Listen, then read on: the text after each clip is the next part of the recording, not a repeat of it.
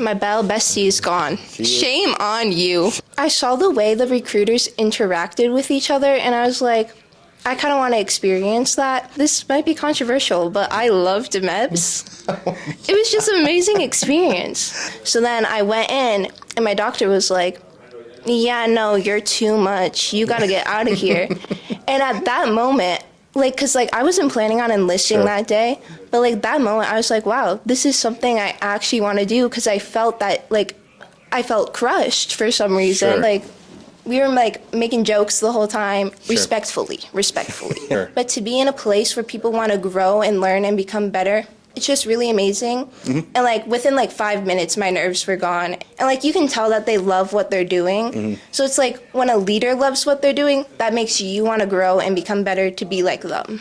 So for me, I would say you really have to trust your recruiter and like your recruiter as a person. Because if you don't, get a new one. I love it. Faith. Yes. You are here. We are down one. Alina was supposed to be here. My battle bestie is gone. Shame on you. She will not pick up. I'll have the phone on just in case she does call. I'm going to turn my other one off here, though. I called her mom. Yeah. Mom didn't pick up. She actually sent me the voicemail, which is fair. Oh. Okay. So, who are you? Well, my name is Faith. I'm going to be a 74 Delta, which is a chemical, biological, radiological, nuclear specialist. That's a mouthful. It is. It is a mouthful. 74 Delta in the Wisconsin Army National Guard. Yes. Currently a high school senior at where?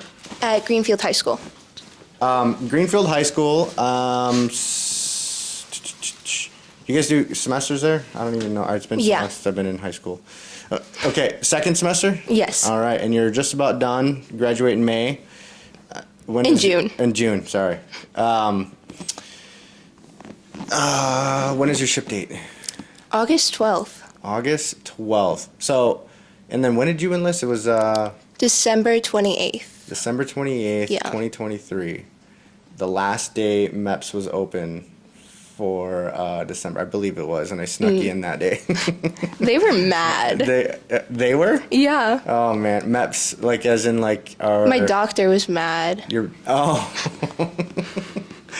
Okay, that's right. Because we went there a couple times to MEPS. We'll kind of go over that. Let's kind of back up first. How did you first learn about the National Guard?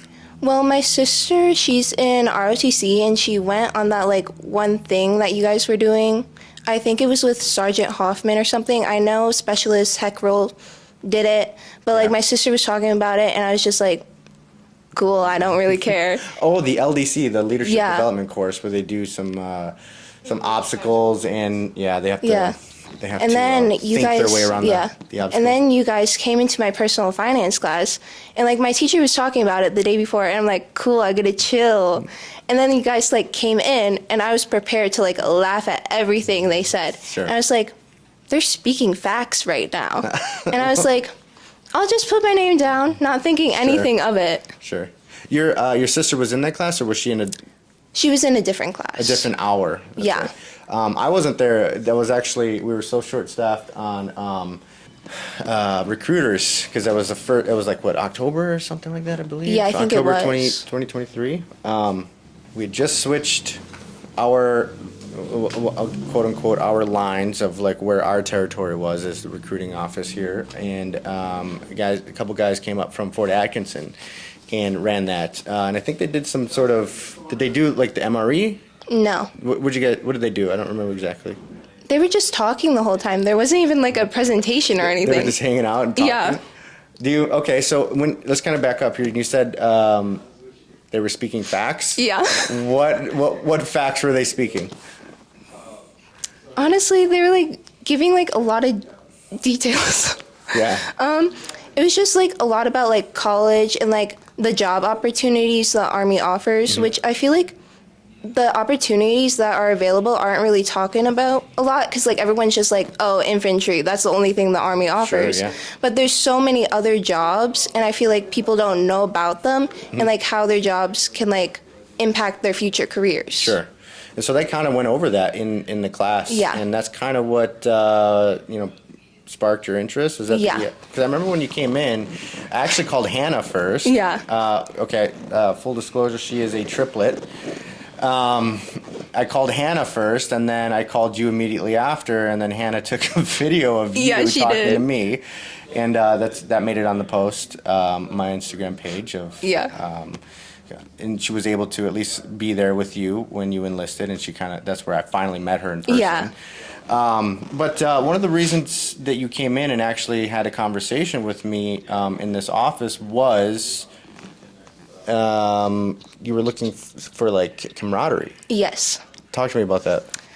Well, like, I saw the way the recruiters interacted with each other, and I was like, I kind of want to experience that. Sure. Because, like, in my junior year, I lost a lot of friends due to some, like, drama and stuff. Sure. And, like, I wanted to be a part of, like, a family and people who don't, like, backstab each other for no reason. Okay, yeah. Yeah, high school. I remember those days. Long time ago for me, but...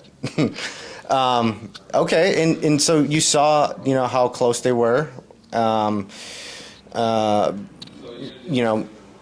the presentation, and that kind of led you to come and, I don't know, at least ask. Yeah. Right? Yeah, and we spoke about that, and I kind of told you too, the guy who just showed up here, one of my best friends in the military, I met her years ago on when COVID happened. Yeah. When she was just a mere little E4, he stood up in my wedding, and we're all like really good friends. Right? Yeah. And so that's kind of what we offer here. And I love that you said, "Hey, it's a family," and of course we don't backstab each other here because we have to work towards a specific goal. Yeah. Okay, so you enlisted, right? We went up there a couple times. The process is a little bit prolonged, we'll put it that way, to enlist into the military right now. You went up there, you took the test. Do you remember taking the test? Yeah. Do you remember what you got? No. No, I don't either. It was good enough to be a 74 Delta. Yeah. And then the medical portion. Yeah. Can you talk a little bit about what your experience was there? Honestly, this might be controversial, but I loved MEPS.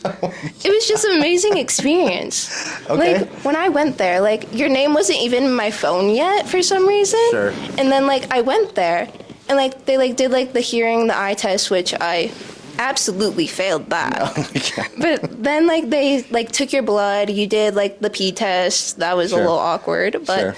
then I went into the doctors to, like, check my medical history and stuff. I was second in line, so I was like, ooh, I'm going to get out of here fast. Yeah. So then I went in, and my doctor was like, yeah, no, you're too much. You got to get out of here. And at that moment, like, because, like, I wasn't planning on enlisting Sure. that day, but, like, that moment, I was like, wow, this is something I actually want to do, because I felt that, like, I felt crushed for some reason. Sure. And, like, I never felt like that before. And I was just like, wow, this is actually something I want to do. So, like, then the second time when I went up, the doctor did her thing. She was very kind, very nice. Mm-hmm. And I just got to, like, hang out with a bunch of people. The USO had amazing snacks. Like, I mean, They I always was do. eating up those fruit snacks and goldfish. And, yeah, everyone was just so kind there. And, like, they're so helpful and so nice. Like, if you have a question, they're there for you. Yeah. And they want to make sure, like, you're safe and you feel safe. And it's just, like, a great environment for me personally. Yeah. And I thought everyone was just, like, so kind. Like, I mean, even though it took a while, I had an amazing experience at MEPS. Yeah. Wow. That's you're a first. We're gonna put it that way. You are gonna be the West Dallas Storefront's YouTube first of an amazing experience at Milwaukee MEPS. Okay. Yeah. Wow. We are putting that one down. Okay. 1 second. Okay. Okay. So.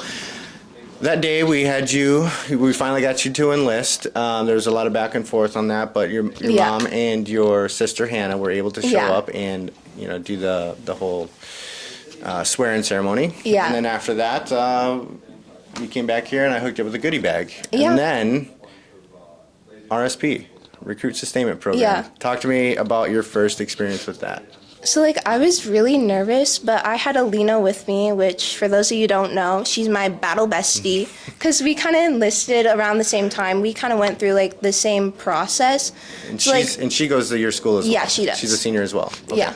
So, like, when we went to RSP, like, we were, like, so nervous. We were like, what's going on here?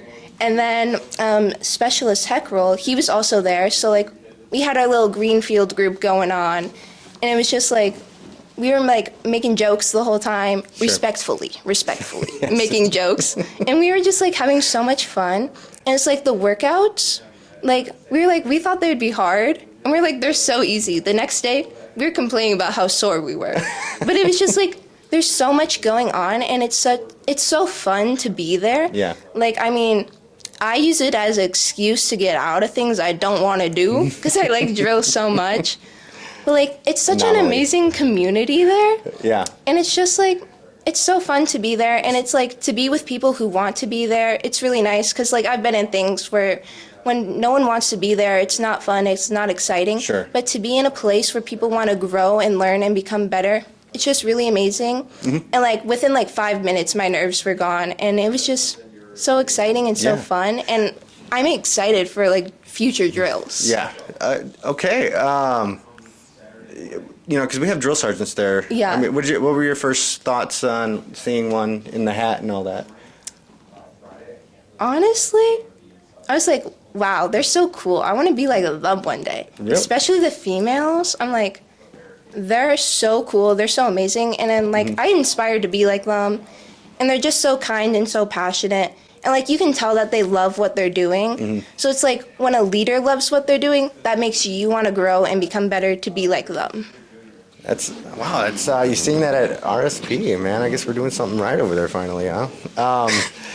No, that's amazing. I'm not usually there. You know, I recruit, and I'm obviously there, but I don't get to see you guys much in action, all that.